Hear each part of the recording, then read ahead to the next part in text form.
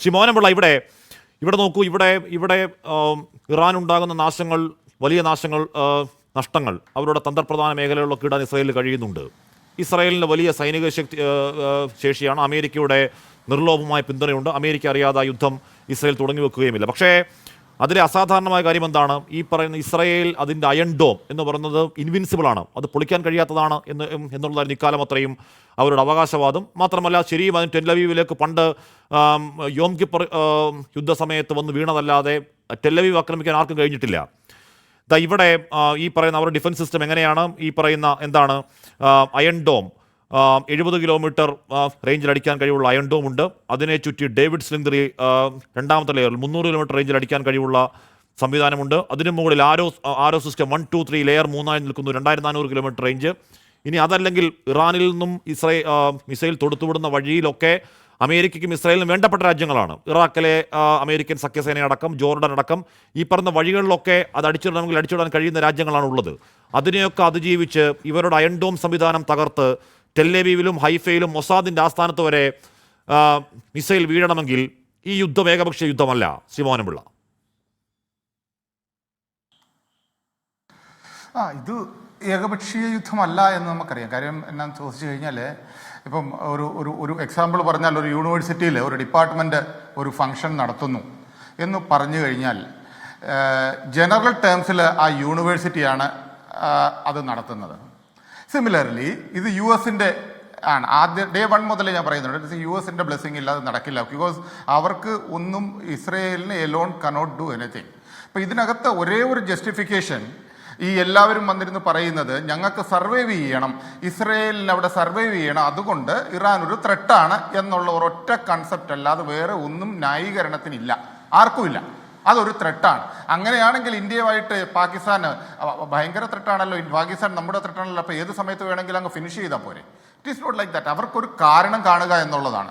പിന്നെ ഹാഷ്മി, ഇതിനകത്ത് ഇസ്രയേലിൽ കാഷ്വാലിറ്റി 24, ഇറാനിൽ 240, ഇതിനൊക്കെ വരുന്നതിൻ്റെ കാരണമുണ്ട്. കാര്യം ഇസ്രയേൽ എന്ന് പറയുന്ന ചെറിയ രാജ്യം അവർ യുദ്ധത്തിന് വേണ്ടി മാത്രം ഉണ്ടായിട്ടുള്ള ഒരു രാജ്യമാണെന്ന് വേണമെങ്കിൽ കാണണം. കാര്യം ഒരു സ്വന്തം, അതായത് കൺസ്ട്രക്ഷൻ എന്ന് പറയുന്നത് അവരെ സംബന്ധിച്ചിടത്തോളം ഷെൽട്ടേഴ്സ് ആണ്.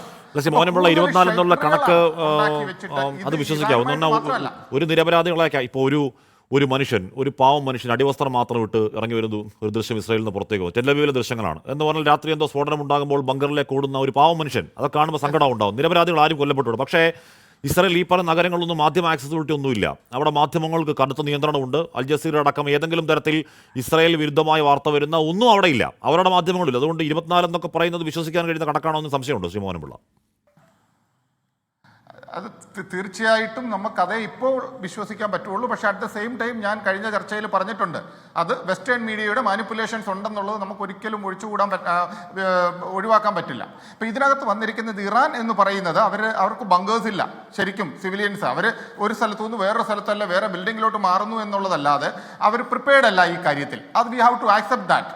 അപ്പം ആ ഒരു കാര്യം വരുമ്പോഴാണ് ഇതിനകത്ത് കൂടുതൽ റിസ്ക് വരുന്നത്. പിന്നെ നമ്മൾ ഇതിൻ്റെ പ്രസൻറ്റ് സിസ്റ്റം, അല്ലെങ്കിൽ എന്താണ് ഇതിൻ്റെ ക്രക്സ് ഓഫ് ദി ഇഷ്യൂ എന്ന് പറയുന്നത്, ഇതിനകത്ത് വരുന്നത് എന്തെന്ന് ചോദിച്ചു കഴിഞ്ഞാൽ, റഷ്യ ഇറാഖിനെ എങ്ങനെ ഡിസ്ട്രോയ് ചെയ്തോ, അഷ്റഫ് പറഞ്ഞു, even Denny also said the same thing. എന്നാന്ന് ചോദിച്ചു കഴിഞ്ഞാൽ, ഇതിനകത്ത് മാസ് ഡിസ്ട്രക്ഷൻ എന്ന് പറഞ്ഞാൽ NBC ആണ്, ന്യൂക്ലിയർ, ബയോളജിക്കൽ ആൻഡ് കെമിക്കൽ. ഇതാണ് അവരുടെ allegation, nuclear, biological and chemical. അപ്പം ഇത് വെച്ചിട്ടാണ് ഇറാഖിലുണ്ട് എന്നുള്ള രീതിയിൽ അതിൻ്റെ പേരിൽ ഇറാഖിനെ ഡിസ്ട്രോയ് ചെയ്തു. പക്ഷേ ഇതിനകത്തൊരു കാര്യമുണ്ട്. 2008 അതായത് ഇവർ വീറ്റോ ചെയ്തു. ഇസ്രയേലിൻ്റെ പ്ലാൻ ഉണ്ടായിരുന്നു ഇറാനെ അറ്റാക്ക് ചെയ്യണം. 2008 US വീറ്റോ ചെയ്തു. US പറഞ്ഞു പോകാൻ പാടില്ല എന്ന് പറഞ്ഞു. അപ്പോൾ പോയിട്ടില്ല.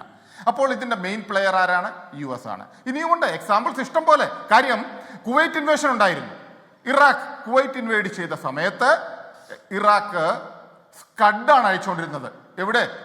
അതായത് മറ്റുള്ള രാജ്യങ്ങളെ കൂടെ യുദ്ധത്തിലോട്ട് വലിച്ചിഴയ്ക്കുവാനായിട്ട് ഇസ്രയേലിലോട്ട് സ്കഡ് മിസൈലുകൾ നിരന്തരം വിട്ടു.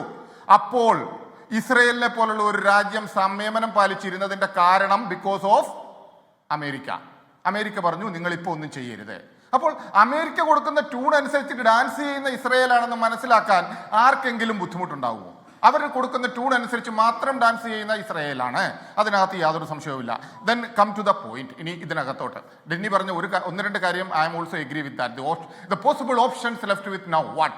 നമ്പർ 1 ശരിയാണ് കാര്യം, അമേരിക്കയോ അല്ലെങ്കിൽ അമേരിക്കയുടെ സഖ്യകക്ഷികളെയോ ടച്ച് ചെയ്യാതെ ഇറാൻ അറ്റാക്ക് ചെയ്യുക. അതായത് ഇവരെ സംബന്ധിച്ചിടത്തോളം ഇവർക്ക് ICBM ആണ് മാക്സിമം യൂസ് ചെയ്യുന്നത്, intercontinental ballistic missile use ചെയ്യുക. അതാണല്ലോ മെയിനായിട്ട് അവരെ. ഇതിനകത്ത് ഈ അയൺ ഡോം എന്ന് പറയുന്നത് എല്ലാവരും എഗ്രി ചെയ്യുന്നുണ്ട്. ഒരു 90% അവർക്ക് കവർ ചെയ്യാൻ പറ്റും, ബട്ട് നോട്ട് ദ 100%. ഒരു 100 മിസൈൽസ് വിട്ടുകഴിഞ്ഞാൽ 10 ഉറപ്പായിട്ടും ടാർഗറ്റ് ഹിറ്റ് ചെയ്തിരിക്കും. അവര് ഇറാനെ സംബന്ധിച്ചിടത്തോളം പെർട്ടിക്കുലറായിട്ട് ഹിറ്റ് ചെയ്യേണ്ട കാര്യമില്ല. ഇസ്രയേലിൽ എവിടെയെങ്കിലും വീണാൽ മതി. നേരെ മറിച്ച് ഇസ്രയേൽ ഹിറ്റ് ചെയ്ത് അവർ ക്ലെയിം ചെയ്യുന്നത് 3 ഓപ്ഷൻസ് ആണ്. മൊസാദിന്റെ ഒരു ഹെഡ്ക്വാർട്ടറിന്റെ ഒരു ഭാഗത്തൊക്കെ ഹിറ്റ് ചെയ്യണമെങ്കിൽ ഈ പറഞ്ഞ ഇസ്രായേൽ ഇലക്ട്രോണിക് പ്രസിഷൻ അങ്ങേയറ്റത്തെ 100% ആണ്. അതിന്റെ ഒരു ഒന്നും ഇല്ലെങ്കിൽ ഇസ്രായേലിന്റെ ഈ പറഞ്ഞ മൊസാദിന്റെ ആസ്ഥാനത്തേക്ക് ഒരു മിസൈൽ വന്ന് വീഴണമെങ്കിൽ അതിനും ഇറാന് ചില കേപ്പബിലിറ്റി ഉണ്ട് ശ്രീ മോഹൻപിള്ള, അല്ലേ? ഇറാന് കേപ്പബിലിറ്റി ഇല്ല എന്ന് പറഞ്ഞില്ല. ബിക്കോസ് ICBM എന്ന് പറയുന്നത് Inter continental ballistic missile they are having adequate stock and storage. അതനുസരിച്ചിട്ട് അവരത് യൂട്ടിലൈസ് ചെയ്യും. ഞാനിവിടെ നമ്മളിപ്പോൾ പറഞ്ഞു വന്നിരിക്കുന്നതിന്റെ കാര്യം എന്ന് വെച്ച് കഴിഞ്ഞാൽ അയൺ ഡോം ഫുൾ പ്രൂഫ് അല്ല. അയൺ ഡോമിൽ നമ്മൾ കണ്ടതാണല്ലോ, അത് എവിടെയെല്ലാം വീക്ക്നെസ് ഉണ്ട്, ആ വീക്ക്നെസ് എല്ലാം കവർ ചെയ്യാനായിട്ട് വീണ്ടും വീണ്ടും വീണ്ടും അവര് മറ്റുള്ള രാജ്യങ്ങളെ അറ്റാക്ക് ചെയ്തുകൊണ്ടിരിക്കുന്നു. To prove that they themself something. അവർ ഞങ്ങൾ എന്തോ ഒരു ക്രെഡിറ്റ് ഉണ്ട് അവിടെ പശ്ചിമേഷ്യയിൽ ഞങ്ങളാണ് സീനിയർ എന്നുള്ളത് കാണിക്കുവാനായിട്ട്. അതായത് സർവൈവൽ ഓഫ് ദി ഫിറ്റസ്റ്റ് എന്നുള്ള ആ പോളിസി ഇപ്പോൾ നിലനിൽക്കുമെന്ന് തോന്നുന്നില്ല. കാര്യം ഇതിനു മുമ്പ് തന്നെ US-ആയിട്ട് 1-2 പ്രാവശ്യം വളരെ സ്പഷ്ടമായിട്ട് ഇസ്രയേല് കോൺഫ്രണ്ടേഷൻ ഇതിൽ വന്നതിന് ശേഷം പോലും ഒരു എക്സാമ്പിൾ മെയിനായിട്ട് ഞാൻ പറഞ്ഞു തരാം.